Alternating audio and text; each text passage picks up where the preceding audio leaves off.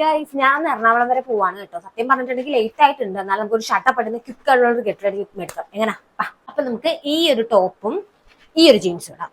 അപ്പൊ ഫസ്റ്റ് നമുക്ക് moisturiser, sunscreen പിന്നെ സ്കിപ്പ് ചെയ്യാൻ പറ്റത്തില്ലല്ലോ. നമ്മൾ ഈ ധൃതി പിടിച്ച് റെഡി ആവുമല്ലോ. ഈ ധൃതി പിടിച്ച് റെഡി ആവുമ്പോഴത്തേക്കും ഓരോ സാധനങ്ങൾ കാണാതെ പോകുന്നത് എന്ത് കഷ്ടമാണ്. ഇതിന്റെ ബ്രഷ് കാണുന്നില്ല.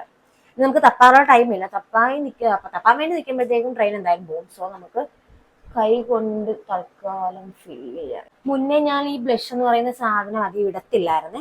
കാരണം ഞാൻ അങ്ങനെ അധികം യൂസ് ആക്കാത്ത ഒരാളായിരുന്നു. ബ്ലഷ് അങ്ങനെ ഞാൻ യൂസ് ആക്കത്തില്ലായിരുന്നു. പക്ഷെ എനിക്ക് ഇട്ട് തുടങ്ങിയപ്പോഴത്തേക്കും ഉണ്ടല്ലോ ഭയങ്കരമായിട്ട് എനിക്ക് ഇഷ്ടമായി കേട്ടോ. ഇപ്പം വേണ്ട ചെറിയൊരു പിങ്ക് സ്റ്റോൺ കിട്ടുമ്പോഴത്തേക്കും ഒരു ഭംഗി അല്ലേ. ഒരു ലിപ് ബാം, ലിപ്സ്റ്റിക്ക് നമുക്ക് മിക്സ് ചെയ്തിടാവേ. കൊള്ളാല്ലേ? ഈ ഡ്രസ്സിനൊപ്പം മാച്ച് അല്ലേ. ഇനി നമുക്ക് മുടി എപ്പോഴത്തെ പോലെ പോണിറ്റെയിൽ കിട്ടുക. പിന്നെ വാരി നമ്മൾ ഒരു ക്ലിപ്പ് ഇടുക. ഞാൻ അങ്ങനെ അധികം വേറെ രീതിയിലൊന്നും മുടി കെട്ടാറില്ല. വേറെ സ്റ്റൈലൊന്നും കിട്ടാറില്ല. ജസ്റ്റ് ഇങ്ങനെ പോണിറ്റെയിൽ കിട്ടും. ഇവിടുന്ന് 4-3-7 മുടി വലിച്ചിടും. എന്നിട്ട് ഇങ്ങനെ വെക്കും. ഇവിടെ തൊട്ട് ഞാൻ പറയുന്നത് ഒന്നും റെക്കോർഡ് അല്ലായിരുന്നു. കാരണം എന്റെ മൈക്ക് ഓഫായി പോയിട്ടുണ്ടായിരുന്നു. അത് അറിയാതെയാണ് ഞാൻ ഇങ്ങനെ പറഞ്ഞുകൊണ്ടിരുന്നത്. പിന്നെ നമ്മളൊരു ഡിയോ യൂസ് ചെയ്തിട്ടുണ്ടായിരുന്നു. പിന്നെ ഒരു പെർഫ്യൂം യൂസ് ചെയ്തിട്ടുണ്ടായിരുന്നു.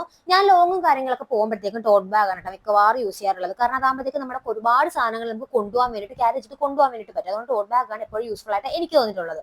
അപ്പോൾ ഇതാണ് നമ്മുടെ ഫൈനൽ ലുക്ക്. സിമ്പിൾ ആയിട്ടാണ് പോവാറുള്ളത് ഞാൻ എവിടെ പോയാലും.